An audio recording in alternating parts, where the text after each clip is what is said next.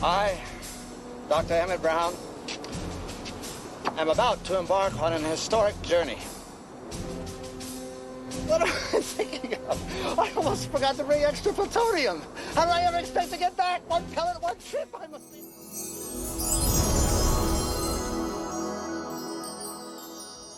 Welcome to Hollywood Backstory. I'm AWA Allen, and today we're going to take a look at Back to the Future Part 1, and we're going to look at the backstory of how Dr. Emmett Brown got plutonium from Libyan terrorists. So, first, we need to answer a few questions about this very challenging backstory. How did the doc find terrorists in Libya? Second, how was he able to trick them by building a so-called fake bomb?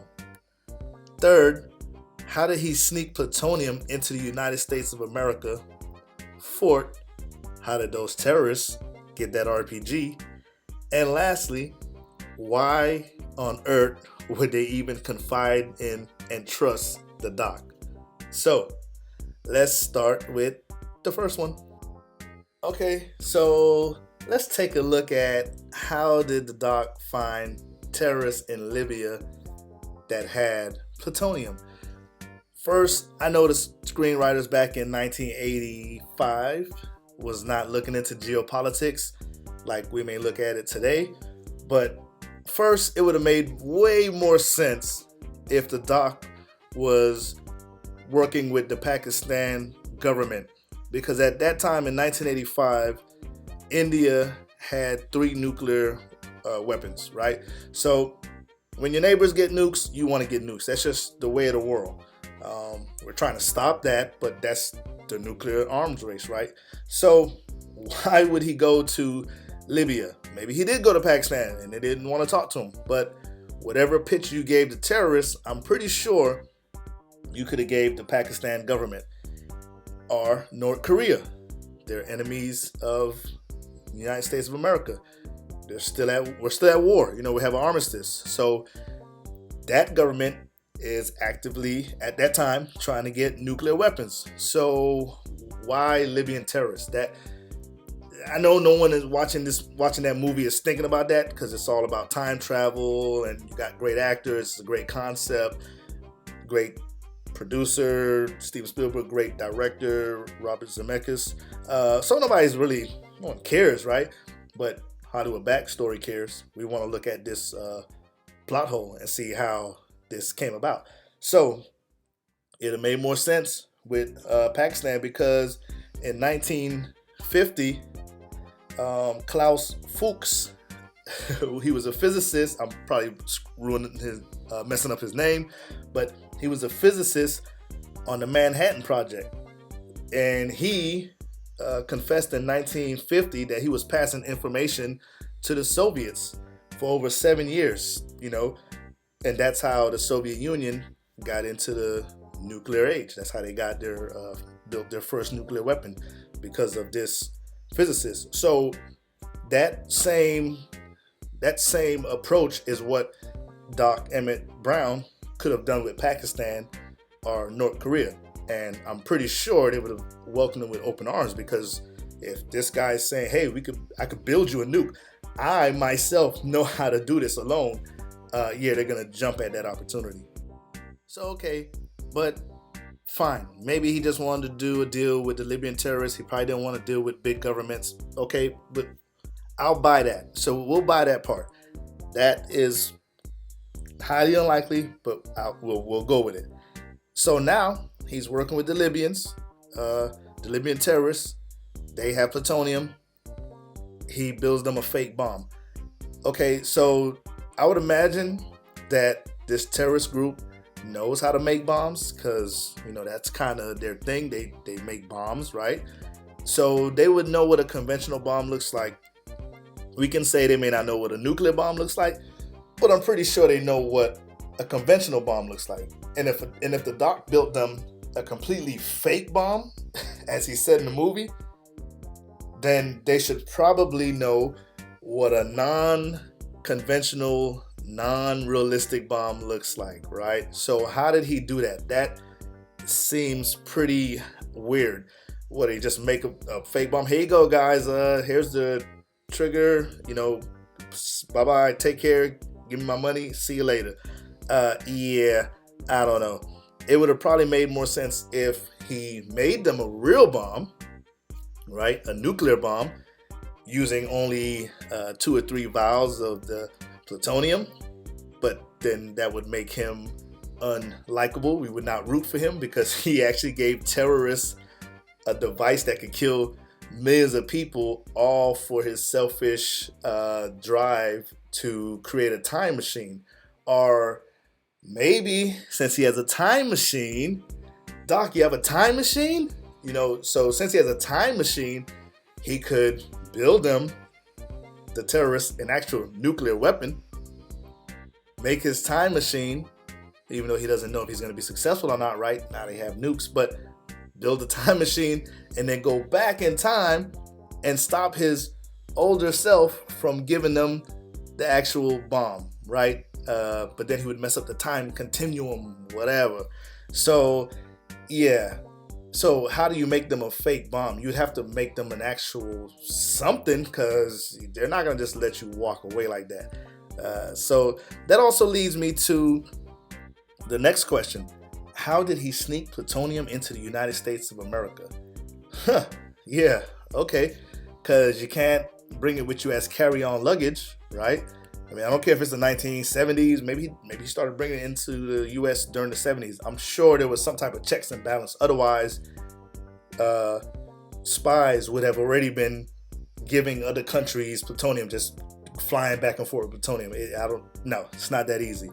So one guess is that he probably did it over multiple trips, right? And met in a third party country location, right? Because I don't think you're going to fly straight from Libya without drawing a lot of attention from customs especially back then, right? So he would probably have to meet up in England, and the Libyans would have to use a courier to go to England to bring him 1 vial, and then he flies back to America. But why would they give him plutonium to take away? They want him to build a bomb for them, not build it in the US and then, you know what I'm saying? So that's not plausible. It doesn't make sense. So yeah, they're not going to just let him waltz off with their valuable resource, plutonium. Yeah, that's not going to happen. I don't think that's how that's going to go down. So it's highly unlikely that he would even have plutonium in America. So that part doesn't add up. So I'm gonna go with a no on that. Next, how did the terrorists get an RPG? Okay, I had to look this one up because I've never owned an RPG, but you can buy an RPG at your local Army surplus store or any munition store, any gun ammo store that has it, right? You can buy one there, but they do a 1-year background check on you. And I'm pretty sure it's probably going to be a little intense if it's 1 year. So, yeah, they're going to be digging deep. So if 2 terrorists from Libya walk into an Army surplus store and say, we want that, that's probably going to raise some red flags, and they're probably not going to be able to get it. Okay, but obviously they're not terrorists, right? No one's going to know that. And they're probably born and raised in America, because those are usually the more high valuable people to the terrorist organizations, because they can fly around the world. They have a lot of immunity because they carry a blue American passport. So maybe they're born and raised in America, except they didn't sound like it when they were, yeah, right? They almost didn't feel like they were born and raised in America. But maybe they were, and maybe they were talking to each other in their native tongue. That's always possible. But I'm going to go ahead and give this a score of likely. It's likely that they did go into an Army surplus store or a guns and ammo store and purchase the RPG. And they waited a year for their intensive background check to go through, and they got their RPG.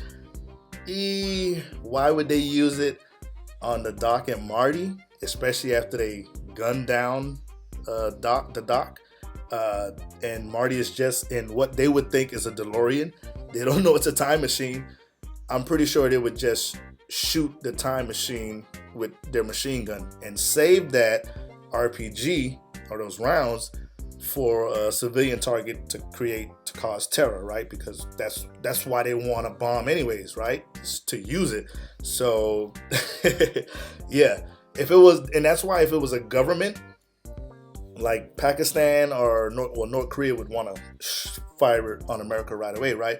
But Pakistan, just like India at that time, because India had 3 nukes, they just want to have nukes because they want to be a part of the nuclear arms race, right? So, but when the screenwriters put terrorists, that indicates a group of people that want to cause terror as soon as they get this weapon. So if they have an RPG, yeah, they're probably going to save that for a bigger target, not the Doc and Marty, 2 people that they can just shoot up. But either way, the RPG looks better on screen because you have things blowing up, you have it launching, so it does look more cinematic and it adds for excitement in that scene. So I get it. And last, why would the terrorists trust and confide in Dr. Emmett Brown? Well, you know what? That's actually quite likely, because just like with Klaus Fuchs, however you say his name, I'm probably butchering it, but I don't speak German, but they would trust him because I would imagine this was a process. This was like a 10-year back and forth bond with him and the terrorist cell. You know, we need this, we need that, you need these parts, these components, you know, so they grew a bond, and they're going to trust him as the Soviet Union government trusted Klaus Fuchs, which is how, again, they got their nukes. So when we run all this down, this backstory, even though we got 3 likelies, because it's likely that he didn't decide to go with the Libyan terrorists, it's highly unlikely that he made a fake bomb, that they would believe it was a fake bomb. Extremely highly unlikely that he snuck plutonium into the United States. It's likely that the terrorists got their hands on an RPG, and it's very likely that they trusted him over the 10 or how many years they were working together. But that because of the plutonium, because he needs that for the, you know, to make the DeLorean work, I don't think he's getting that into the United States of America. I just don't think he's getting that in from Libyan terrorists. I don't see it. So this backstory is highly unlikely and it doesn't work, but it's a beautiful movie, classic, and I love it. So there you have it.